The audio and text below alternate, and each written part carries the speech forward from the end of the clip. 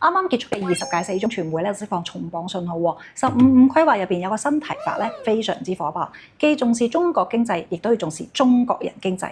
嗱，呢個唔係文字遊戲，而係我哋國家發展理念嘅大升級，關係到每個普通人嘅財富未來。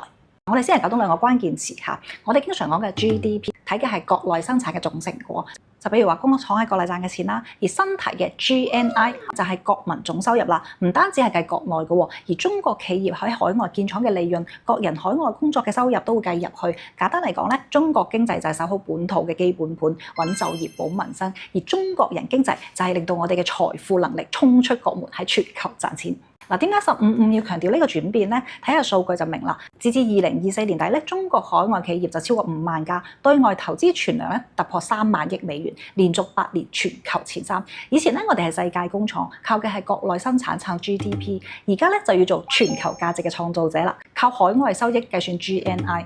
譬如中國企業海外賺嘅錢啦，可以回流到國內支持科創同民生，形成走出去強起身再帶翻嚟嘅良性循環。呢個就係共同富裕嘅新路徑啦。